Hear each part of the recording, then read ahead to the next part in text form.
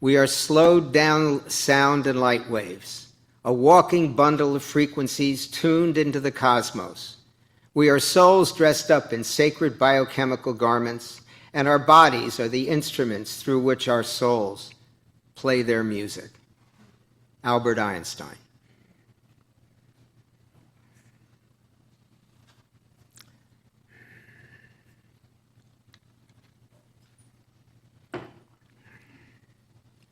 It seems obvious as we move through the world that our senses are reality recording devices, a lot like video cameras, that our eyes, for example, focus visible information onto the rods and cones, which transmit it to our brains, creating our perception of reality. But like so many things that seem so obvious, the Earth is the center of the universe, or our species being something special to our gods, it turns out not to be true. According to evidence from numerous researchers, perception is not a passive video of reality. It's a simulation of what the external world might be like, created by our very densely packed and oh-so-creative brains. To understand why this must be so, let's consider what our brains are up against. Every second, our sensory organs are bombarded by a massive amount of often ambiguous data. A whole lot we just can't perceive, limited as we are in space and time. Einstein's words, not mine. Our eyes, for example, can see visible light, but there are many other forms of light that are invisible to our eyes, such as ultraviolet light or infrared light, though our skin feels infrared light as heat and can burn and get cancer from ultraviolet light. What's more, even when the light is in the range our eyes can see, we can only focus on a tiny patch about the size of a thumb held at arm's length. We are functionally blind to the vast majority of light all around us, and yet we perceive a whole world of light, a 360-degree panorama. How does this happen? How can a 3-pound lump of goo create our world for us, and what affects the world it creates? Let's start with what the human brain is. Our brain contains about 86 billion neurons, only slightly fewer than the number of stars in our Milky Way galaxy. Of these, 16 to 17 billion are located in the cerebral cortex, the thin outer layer of gray matter that covers the cerebrum. It's the most highly developed part of the human brain, responsible for the complex cognitive capabilities that define us, such as thinking, perceiving, producing and understanding language, and processing information. Because a single neuron in the cerebral cortex has between 7,000 and 10,000 synaptic connections, called synapses, the total number of connections in our cerebral cortex is a staggering 110 to 150 trillion. Now let's take a minute, because we hear words like billion, trillion. Let's figure out what they mean. Suppose I have $1,000, $1,000 bill, and I put another one on top, and another one on top, and I keep doing that until I've piled 1,000 $1,000 bills. I'm now a millionaire. 1,000 is a million. I'm now a millionaire. And I remember when being a millionaire was all you ever wanted to be, right? How to be a millionaire, how to marry a millionaire, the millionaire. Yeah. Okay, so let's take $1 million bill. And there isn't one yet, but I'm sure Trump wants his face on it if there is. So, 1 million, 2 million, 3 million, and you keep going until you have 1,000 $1 million bills. Think about that, 1,000 $1 million bills. Now you're a billionaire. And we have lots of people in this country who are billionaires, who are worth $1,000 million. But why stop there? Let's take $1 billion bill and another, and when you have 1,000 $1 billion bills, you're a trillionaire. That's $1 trillion. Our national debt is around $35 trillion, and I'm sure that notwithstanding Elon Musk, that's what Trump's going for, $1 trillion. But we have 100 to 150 trillion synapses in our cerebral cortex. This extraordinarily complex network creates the world we experience as a seamless, continuous movie.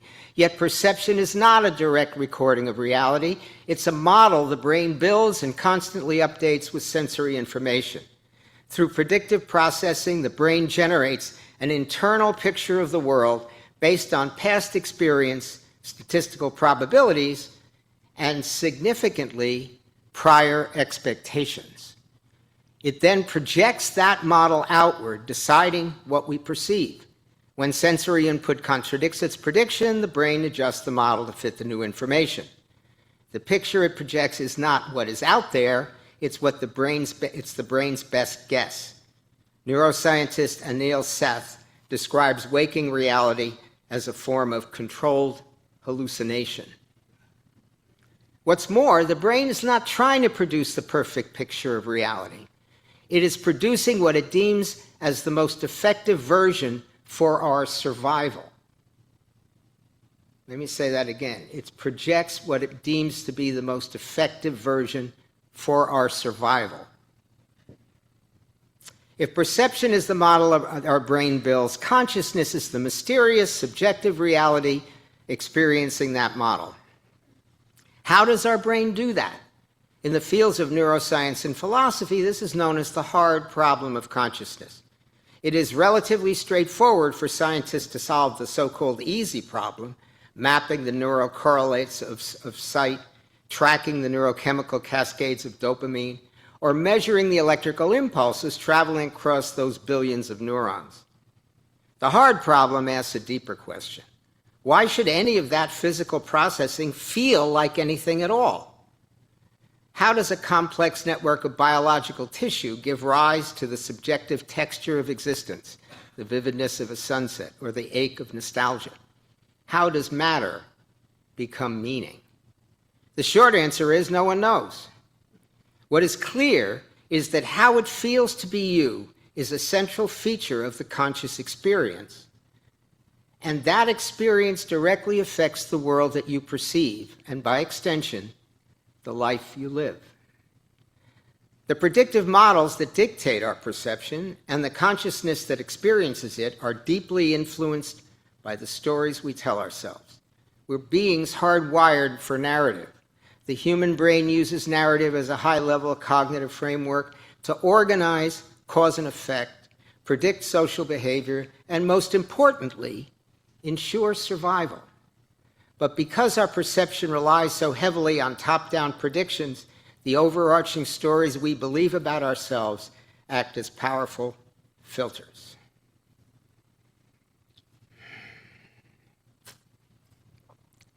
My mother and father lived through the Great Depression of the 1930s and the horrors of World War II before they had one and only me.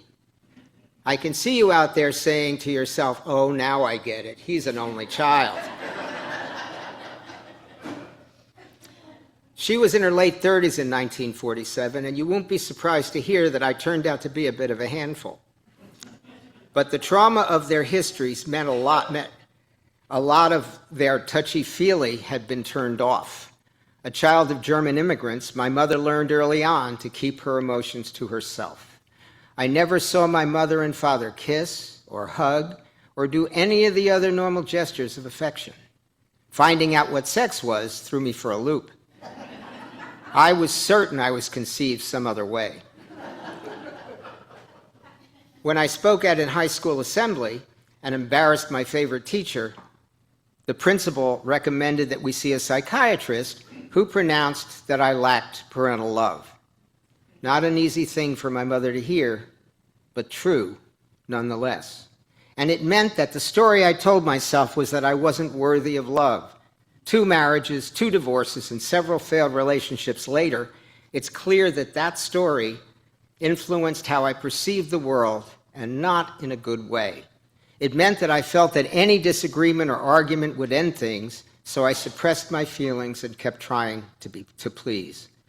until the explosion, which invariably came from my subconscious as a way of saving myself, but put fatal cracks in the relationship. When the fractures ruptured, not only in a mutually agreeable way, I found myself alone, but in control. My kids will tell you I'm a very different Jimmy when I'm alone, when they like a lot better. The change in focus I experienced in committed relationships meant that my perception of the world was altered. My focus dominated by fear of failure and often didn't see what was right in front of me. My brain was just doing its job, presenting a world that it deemed would best ensure the survival of the relationship I had connected so directly to my survival. Of course, being alone has its downside.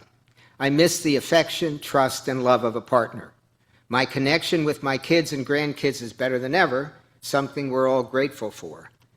Nevertheless, the sting of loneliness still makes an unexpected and painful appearance from time to time. But there's another more hopeful chapter to the story of our brains. For years, scientists believed that our neural pathways became static at an early age, so patterns of thinking were pretty much static as well. But what we now know is that our biological architecture is not static. The adult brain, even one this old, remains structurally malleable. The neural pathways I reinforce will become stronger, while the ones I ignore begin to prune away. So finding a new pathway can alter my perception for the better. And I'm finding those alternative pathways here.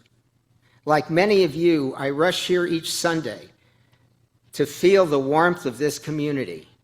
And many of the friends I've made here show their affection in a myriad of ways, reinforcing the narrative that I am worthy of love.